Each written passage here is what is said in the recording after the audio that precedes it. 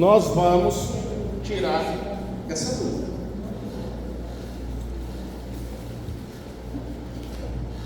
A Bíblia e os dados gerais, ela é dividida em duas porções. A gente já falou disso: Velho Testamento, o Antigo Testamento e Novo Testamento. O Velho Testamento com 39 livros, tá? Na classificação dos judeus, esse número é menor, porque alguns livros são juntos, como Reis, certo, pessoal? Esdras e Neemias, 1º e 2 Samuel, todos são um livro só. Então, no final das contas, acaba reduzindo essa quantidade. No Novo Testamento, 27 livros, 66 livros. A gente já falou que foi escrito entre quase 1500 anos antes de Cristo e 100 anos antes de Cristo. Velho Testamento, Novo Testamento. Velho Testamento foi um pacto que Deus fez com o povo, escolheu o povo, no caso do povo hebreu, e que a gente vai falar também a composição disso. Os judeus chamam isso de Taná, nós temos exatamente a mesma compilação literatura, e temos o Novo Testamento, que foi escrito através de cartas e livros. A gente vai falar sobre essa divisão. Vamos lá. Aqui a gente já falou. Antigo ou Velho Testamento? Você vai estar gravando direito? Está gravando direitinho? É importante nós sabermos que o Antigo Testamento ele tem uma segmentação clara. Primeiro de tudo, tudo começou a ser escrito e registrado através. Quem é que lembra? Quem foi que começou a registrar o Antigo Testamento? Foi Moisés. Exatamente, quase 1500 anos. E Moisés escreveu 5 livros, com exceção do finalzinho de Deuteronômio, que foi completado com os dados em relação à sua morte, etc. Mas ele escreveu esses 5 livros, que esse conjunto, dessa segmentação é chamada de Torá pelos judeus, mas nós vamos chamar, podemos chamar também de Pentateuco, certo? Ou os livros da lei, muito importante. E demais, nós temos os chamados os livros dos profetas. Por que livros dos profetas? Porque foram escritos por profetas. Temos os livros históricos e os livros poéticos. Isso aqui é uma classificação ocidental, tá? E todos esses, como fazem parte do Antigo Testamento, eles foram escritos ou validados por profetas, tá? Eis aqui o ponto que a gente quer chegar. A lei, Gênesis, Êxodo, Levíticos, Números e Deuteronômios. O falado começou a ser escrito por Moisés, e ele conta a saga de um povo que vai desde a criação, da história da criação do mundo, até a eleição de um povo da parte de Deus para escolher o Messias, e Deus cria uma aliança com o povo, e aqui desenvolve o chamado povo de Israel. Quando nós nos referimos à lei, nós não, os apóstolos e Jesus, a gente vai ver as passagens que Jesus se refere a isso. Todas as vezes que há referência à lei, a referência não é em cima do Antigo Testamento inteiro. Referência de lei, Pentateuco. É muito importante a gente saber que existe essa separação clara entre os escritos da lei, os escritos de Moisés e os dos profetas. Por quê? Porque nessa compilação que tem os 213 mandamentos, 613 mandamentos Exatamente. 613 mandamentos. Alguns são mandamentos obrigatórios, o que devem fazer, e outros o que não devem ser feitos. É importante a gente saber, quando a gente fala de lei, a primeira coisa que vem na cabeça das pessoas, porque isso já ficou muito massificado, os 10 mandamentos. Mas afinal, só são 10 mandamentos? Os 10 mandamentos são os 10 primeiros mandamentos. Depois dos 10 primeiros mandamentos, teve mais 603 mandamentos, totalizando 613. Agora vem uma pergunta interessante. 613 mandamentos. Será que alguém com essa quantidade imensa, um humano natural, um ser humano natural, consegue cumprir integralmente 613 itens de mandamentos, variados, desde deixar a costeleta crescer? É por isso que os judeus utilizam aquela costeletinha, aquela trança aqui lateral. Vocês já viram já? É um mandamento. O judeu não pode cortar a costeleta. Tá? São coisas que parecem ser pequenas, mas no final das contas, nós temos um arcabouço legal judaico impossível de ser cumprido. E a gente vai entender o porquê disso. E os outros escritos, os escritos dos profetas, nós temos os profetas maiores e menores, não é porque um maior ou menor do que estatura, tá? Ou porque era mais importante ou menos importante, é porque os profetas maiores, os livros são maiores, e os profetas menores, os livros são menores, mas são todos os livros dos profetas. E os poéticos e os históricos, que também são considerados como livro dos profetas, tá? Inclusive considerado assim por Jesus. São todos esses livros aqui que a gente tem, os livros poéticos que trazem as reflexões da fé em meio à vida prática, tá? E os livros históricos trazem os relatos históricos e a visão de Deus e dos profetas sobre os eventos.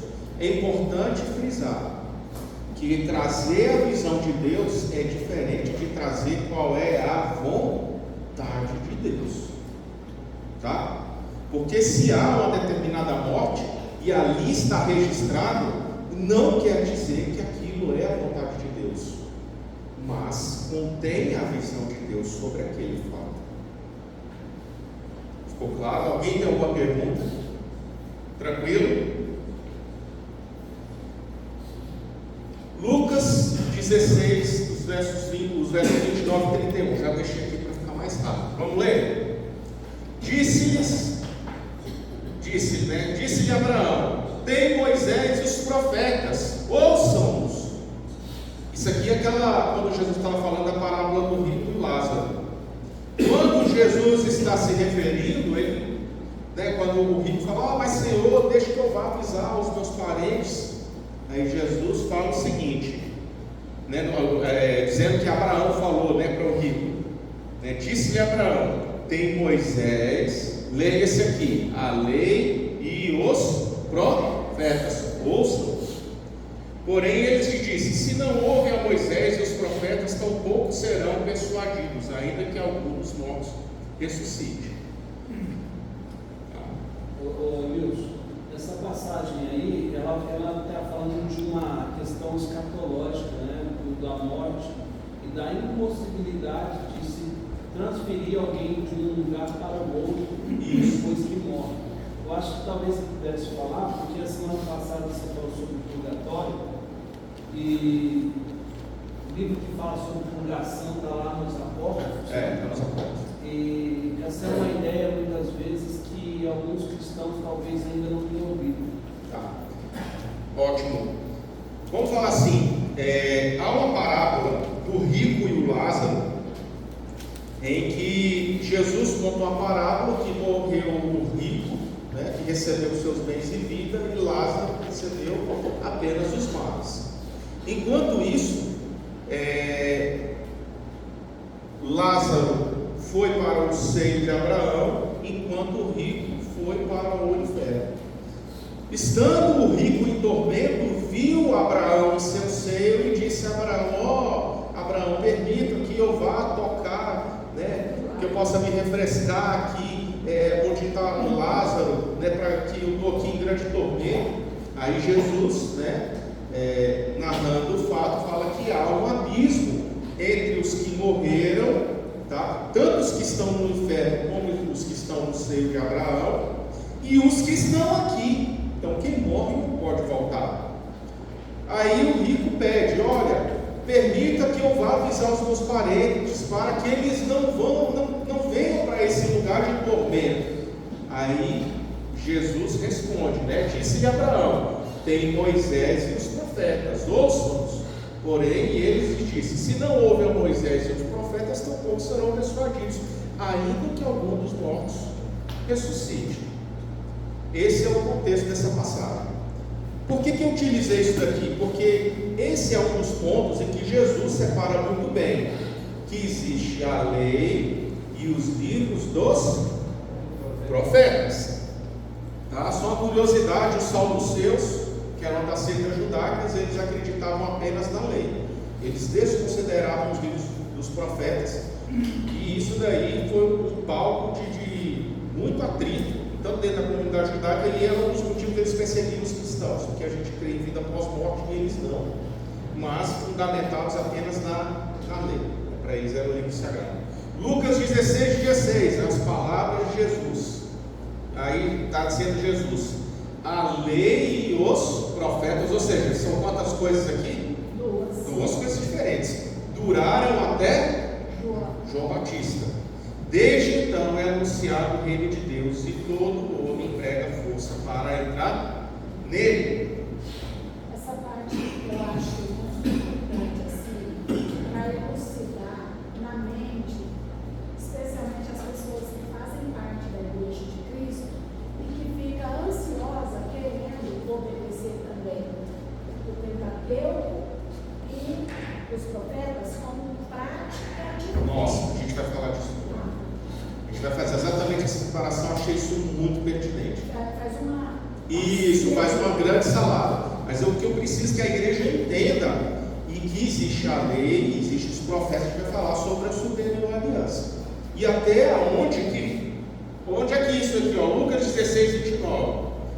Isso aqui eu já coloquei, ó, Mateus 5:17. Não cuideis que vim destruir a lei e os profetas. Não vim destruir, mas cumprir. Opa, Jesus mais uma vez dizendo que existe o quê? A lei e os profetas. É importante porque muita gente acha, pessoal, que o Velho Testamento é todo lei. Muita gente acha que o Velho Testamento inteiro é uma coisa só, e não é. Existe essa separação. E algumas seitas se fundamentam nessa desorientação das pessoas para criar inclusive novos conceitos, como lei moral, lei cerimonial. Vamos falar aí dos adventistas do sétimo dia. Por que eles seguem alguns rituais da lei e outros não? Porque criaram uma divisão na Bíblia que sequer existe. Então a gente precisa ter isso aqui bem fundamentado. Jesus 22:37-40, e disse-lhe: amarás o Senhor teu Deus de todo o teu coração, todo o teu entendimento, toda a tua alma e todo o teu pensamento. Este é o primeiro e grande mandamento. E o segundo, semelhantemente a este, amarás o teu próximo como a ti mesmo. Desses dois mandamentos depende o quê? Toda a lei e os profetas. Lei, Pentateuco. Os demais livros são os livros dos profetas. Mais uma vez Jesus, 7:12, porque esta é a lei e os profetas. Tá? E a lei, afinal, até onde que a lei durou? Olha o que Jesus falou, Lucas 16:16. A gente já leu isso daqui, né? A lei e os profetas duraram até João Batista. Opa! Jesus está dizendo que a lei durou até onde? Até João Batista. E após João Batista, o que veio depois disso? A graça, a nova aliança que Jesus conquistou na cruz, instituindo uma aliança superior. E é isso que a gente vai entender aqui. Hebreus 8:6. Mas agora alcançou ele ministério tanto mais excelente quanto é mediador de uma melhor ou superior o quê? Aliança, que está confirmada em melhores promessas, dizendo nova aliança, envelheceu primeiro a primeira. Ora, o que foi tornado velho envelhece, perto está de desaparecer ou acabar. Por quê? Porque a lei ela foi encerrada por Cristo. Quando Cristo veio, Cristo cumpriu todos aqueles 613 mandamentos que era impossível o homem cumprir. E a gente vai entender por que servia a lei. Ela teve um propósito específico. Olha lá, Efésios 2,15. Na sua carne desfez a inimizade, isto é, a lei dos mandamentos, que consistia em ordenanças para criar em si mesmo, dos dois, um novo homem fazendo paz. Ou seja, qual é o objetivo da lei? Apontar o Messias. A lei ela foi criada de uma maneira de ser impossível ser cumprida. Olha, isso aqui é o plano perfeito de Deus para a humanidade. Mas o homem, por não ser perfeito, jamais conseguirá cumprir a lei. Aquele que cumprir a lei em sua integralidade só pode ser um. Quem? O Messias, o Cristo Jesus. A duração da lei, Colossenses 2,14, havendo riscado a cédula que era contra nós nas suas ordenanças, a qual de alguma maneira nos era contrária, e tirou de meio de nós, ou seja, tirou a lei do meio de nós e cravou a lei aonde? Na cruz. A lei foi encerrada, cumprida na cruz. Romanos 10,4, porque a finalidade da lei é Cristo para a justiça de todo aquele que nele crê. A gente está vendo que a lei teve uma duração. Qual foi a duração da lei? Até Cristo. Até Cristo, né? João Batista, ressurreição. Gálatas 3, 24, 5. De maneira de que a lei nos serviu de aio, ou seja, de guia, tá? Serviu de guia para nos conduzir a Cristo, a fim de que fôssemos justificados por fé, não pela lei. Mas tendo vindo a fé, já não permanecemos subordinados ao aio. Quem é o aio? A lei. Ora, Cristo encerrou a lei para instituir uma superior aliança. Tá? Olha aqui, ó. A lei, como foi falado, ela veio para estabelecer algo impossível, porque apenas o Cristo poderia cumpri-la. Cristo nos resgatou da maldição da lei, fazendo-se Ele próprio maldição nesse lugar, em nosso lugar, porque está escrito: maldito todo aquele que for pendurado no madeiro, para que as bênçãos de Abraão chegassem aos gentios em Jesus Cristo, a fim de que recebêssemos pela fé o Espírito prometido. Ora, Paulo também nos ensina que aquele que cumpre um item da lei é obrigado está a guardar toda a lei, e maldito aquele que não cumpre toda a lei. Então, quem é maldito? Todos os homens. O único bendito é Cristo. Cristo Jesus. Hebreus 7,18. Portanto, por um lado, se revoga a anterior ordenança, ou seja, por causa da sua fraqueza e inutilidade, pois a lei nunca aperfeiçoou coisa alguma, porque ela veio para condenar. Afinal, se você tem mandamentos impossíveis de cumprir, ela vem para salvar ou para condenar? Ela vem para condenar. É a mesma coisa daquela situação de escravidão. O camarada, o que é o trabalho escravo moderno que você tem aí? Você vai chamar um camarada para trabalhar na sua fazenda.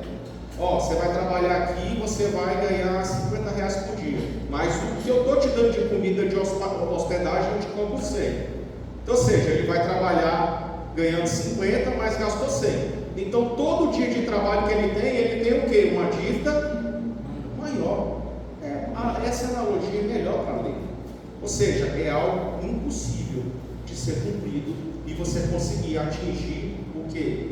Uma equalização, atingir atingi-la de maneira integral. Então, se somos já malditos, Jesus nos resgatou da maldição da lei. E aqui é onde a gente vai entrar, viu, dona Marlene? Afinal, tem pessoas que ainda hoje, principalmente algumas seitas, que se fundamentam na lei para seguir coisas da lei. Tem religiões, vamos citar a Adventista do Sétimo Dia, que eles seguem o sábado. E tem irmãos nossos aqui que vieram dessa igreja que eu sei que não tem dúvida. Um dia desses estava conversando com um desses aí. Eu tenho dúvida sobre isso. Afinal, se o próprio Jesus fala que a lei foi encerrada por ele, porque instituiu sua superior aliança, quais os perigos de nós voltarmos aos velhos fundamentos da lei? Gálatas 2:3 fala que você seguir a lei é entrar na carne. Quero apenas saber isso de vós: recebeste o Espírito pelas obras da lei ou pela pregação da fé? Sois assim sensatos que, tendo começado no Espírito, estejais agora vos aperfeiçoando na carne. Ou seja, vocês estão entrando na carne, voltando à lei, vocês estão entrando na carne. Então, você seguir a lei, Paulo ensina que é o mesmo que entrar na carne. Mas, se agora que conheceis a Deus, ou antes, sendo conhecido por Deus, como estáis voltando outra vez aos rudimentos fracos e pobres, aos quais de novo quereis ainda escravizar-vos? Seguir a lei é você o quê? Escravizar-se. É tornar-se escravo de algo que não vai te salvar. Porque no final das contas, você usar a lei é você afirmar uma coisa: que o sacrifício de Jesus foi insuficiente. E ora, quem nega a eficácia da cruz de Cristo, nega a Cristo. E uma coisa importante você dizer também, para que ninguém se glorie diante de Deus. Exatamente. Porque ninguém pode se salvar. Ninguém pode se salvar, porque a salvação é através de Cristo, não pelas obras, mas por meio da fé.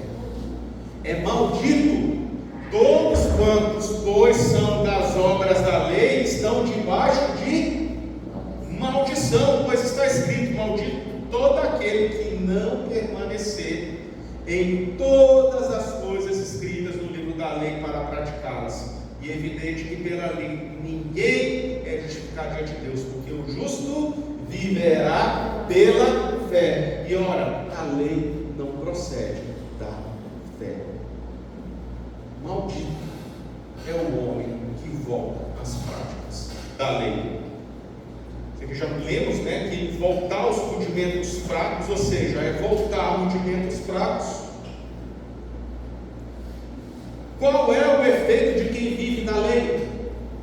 Olha o que Paulo fala: de Cristo vos desligastes, ou da graça tendes caído, vós que procurais justificai-vos na lei, da graça decaístes. Qual é o perigo de você aguardar o sábado? Qual é o perigo de você querer seguir aqueles itens da lei, essas igrejas judaizantes? Tem igreja aí que está celebrando as festas judaicas, tem igrejas que fazem as pessoas fazerem voto para cortar o cabelo, para não cortar o cabelo, para não cortar a costeleta, para fazer isso, para não comer carne de porco, não comer camarão, tudo isso não, porque a lei de Deus é perfeita, nós temos que seguir a lei. Meu amigo, você quer seguir a lei? Você cai da graça de Cristo. Por que você cai da graça de Cristo? Porque você nega a eficácia da cruz. Gálatas 2:21, não anulo a graça de Deus, pois se a justiça é mediante a lei, segue-se que Cristo morreu em vão. É você dizer que a morte de cruz não teve a eficácia e o valor que ela tem. Ora, se nós negamos a eficácia da cruz de Cristo, nós automaticamente caímos da graça de Cristo. E cair, se somos salvos pela graça, uma vez que você sai da graça de Cristo, você perde o que Jesus conquistou na cruz para nós, que é a salvação. É por isso que as igrejas, ou aqueles que voltam às práticas antigas da lei, eles estão criando um buraco para cair no próprio precipício. Como ficam os 10 mandamentos? Os 10 mandamentos, quando foi instituído a nova aliança, Jesus reduziu tudo que estava na lei, porque nós somos uma porção muito melhor sem ter que cumprir tantos mandamentos, em apenas 2. Amarás o homem a Deus sobre todas as coisas, com toda a tua força, com todo o teu entendimento, e ama teu próximo como a ti mesmo. Se você ama teu próximo como a ti mesmo, você vai cobiçar a mulher do próximo? Você vai roubar o teu próximo? Você vai sabotar o teu próximo? Se Jesus nos ensina que seríamos conhecidos pelo amor, ali na lei da graça a igreja sempre praticou o amor. Então o que nos dirige é uma superior aliança perfeita, para que ninguém se glorie que será salvo por meio de obras, mas através da fé. O seu Joaquim quer falar? Eu chamo as 600 leis como lei orgânicas. Porque explicaram, lei orgânica para mim, amarás a Deus sobre todas as coisas, os 10 mandamentos. Porque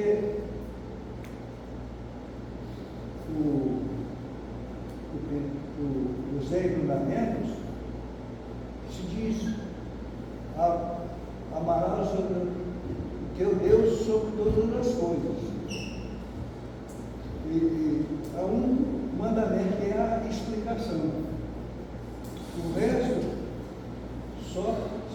só cita: não adulterarás. Não adulterarás. Há uma série de coisas. Por exemplo, quando praticava a idolatria,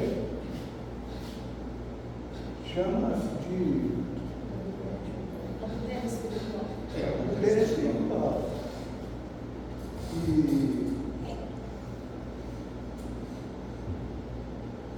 o resto é cada um. As 613 leis, chamadas leis orgânicas, porque explica os 10 mandamentos.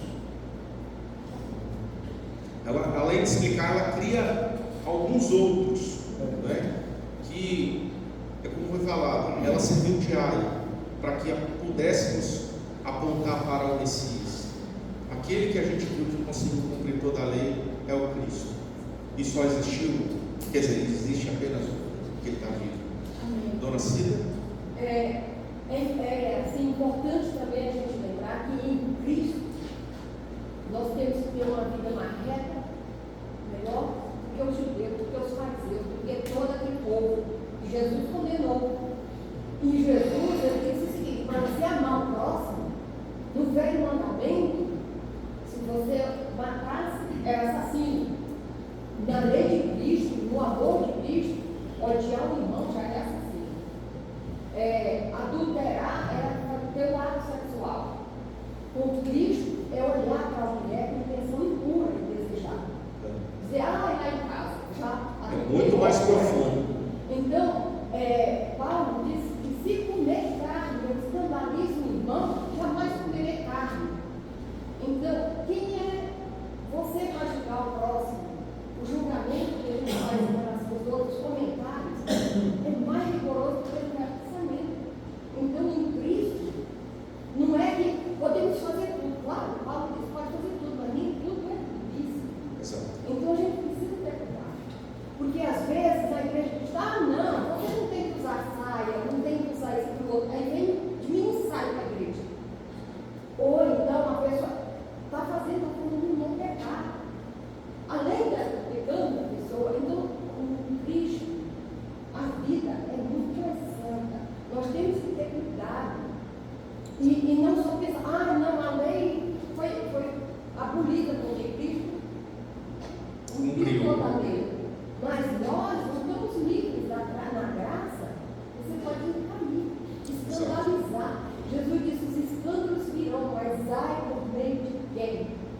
Então, estar com Cristo é muito mais severo.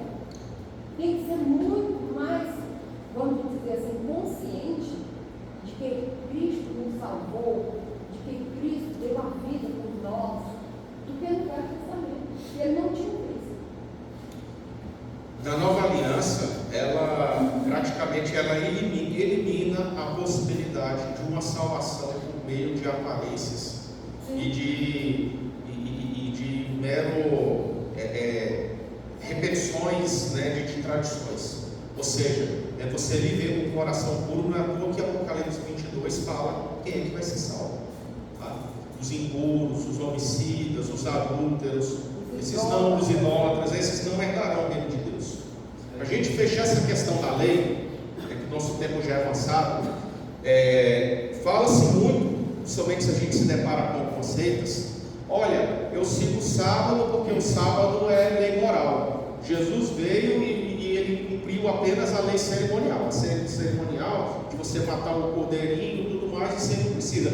Mas se é uma lei que a gente chama de lei moral, essa lei ela se permanece. Agora vem cá. Aonde que nas Escrituras há esse tipo de separação? Aonde que dentro da própria lei ela faz divisão entre lei moral e cerimonial? Aonde que Jesus faz esse tipo de separação? Aonde que os apóstolos fazem esse tipo de separação? Isso não existe, né? Como diz o Padre Quevedo, né? Isso não existe, né? Não existe. Isso aqui foi criado pela Ellen White para poder conseguir dobrar o Evangelho, criar, sabe, uma artimanha violenta e artificial para seguir algumas das leis judaicas dentro do cristianismo. Porém, isso colide frontalmente com as Escrituras. Se alguém de alguma dessas seitas falar, olha, mas tem as leis morais e tem leis cerimoniais, você fala, mas não mostra isso na Bíblia, onde é que tem? Não existe essa separação. É bom que a igreja tenha que ter esse conhecimento, para não cair nesse lado de doutrina, porque ele parece ser muito lógico. Mas, se nós seguimos a Bíblia e seguimos os Evangelhos, seguimos as Escrituras e o ensino de Cristo, a gente segue o que Cristo nos ensina e não outros ventos de doutrina que são além dos ensinos dos apóstolos, porque esses são amaldiçoados, esses são malditos. Porque a gente já falou, né? Não existe mais profetas também. O último foi João Batista e agora a gente vai falar sobre o Novo Testamento. O Velho Testamento, Jesus virá. O último é o maior, né? Exato. E a pregação dele, Arrependei-vos.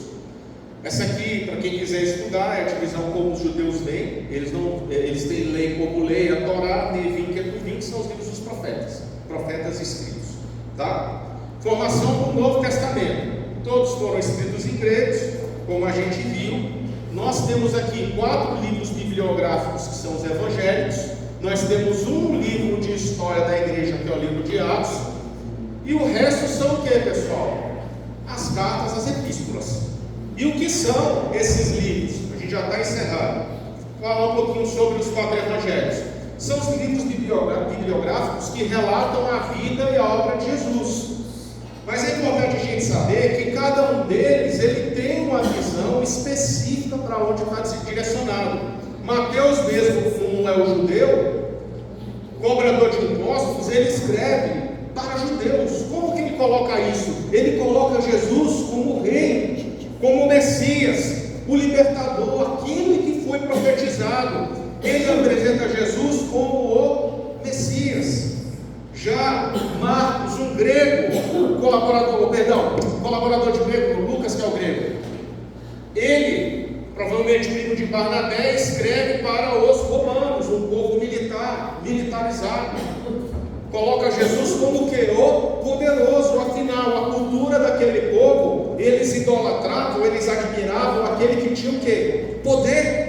Roma, um estado dominador, que dominou praticamente todo mundo conhecido. Então a forma como ele coloca Jesus é uma colocação de Jesus com autoridade, com poder, porque assim o romano, ao se debruçar com esse livro, poxa, agora eu entendo quem é Jesus, porque eu sei o que é poder, sei o que é o poderio militar. Enquanto Lucas, um homem altamente letrado, culto, médico, que andou com Paulo, ele escreve como grego para gregos. De que maneira? Quem é que lembra que os gregos, os grandes filósofos, eles se autodenominavam como os perfeitos, os eloquentes, aqueles que detinham a grande sapiência do mundo conhecido? Como é que Lucas coloca Cristo? Como o perfeito, para que gregos assim possam entender: puxa, eu consigo agora entender quem é Jesus, porque esse é o perfeito. Porque se eu me baseio em critérios de perfeição, nesses escritos eu vejo que Jesus é o perfeito. E o último dos evangelhos, João, escreve para quem? Para a igreja, e coloca Jesus como Deus. No princípio era o Verbo, e o Verbo estava com Deus, e o Verbo era Deus, e o Verbo se fez carne e habitou entre nós, e vimos a sua glória como a unigênito do Pai. João começa colocando Jesus como Deus. A igreja precisa entender: Cristo é Deus encarnado. E é isso que o Evangelho de João coloca. Então vejam, cada um aponta para uma cultura diferente, para que possa compreender quem é o Messias. Temos os Atos dos Apóstolos, que é o livro de história, escrito, que é uma continuação do livro de Lucas. Então ele vai contar a história do estabelecimento da igreja, como nós temos hoje, tá? E como foi a sua consolidação e expansão. E temos as epístolas. Para que servem as epístolas? Para conduzir doutrinariamente a igreja nos ensinos de Jesus. Ou seja, doutrina, instruções para a igreja, como deve ser o cristão, o que eu devo fazer, o que eu não devo fazer, como eu devo andar, como eu devo me portar, como eu devo buscar a Deus, qual o espelho, qual é a referência. Aí é onde a gente encontra nas epístolas. E por último, para encerrar, que o nosso tempo já é avançado, nós temos o último livro, que é o livro de profecias, que é o de Apocalipse. É um livro que ele vem trazer o que acontecerá e atesta Jesus como o Cordeiro de Deus e dá certeza da vitória da cruz e tudo o que sucederá aos que nele creem e permanecem até o fim, que herdarão a coroa da vida eterna. Amém? Então é isso. Jesus veio. Alguém tem alguma pergunta? Então, Só complementando, Jesus veio e voltará. E voltará. Faltou. Vou corrigir. Verdade. Gruda em Jesus e fica longe de toda forma E longe de toda forma do pecado. Então é isso, pessoal. Seu Joaquim.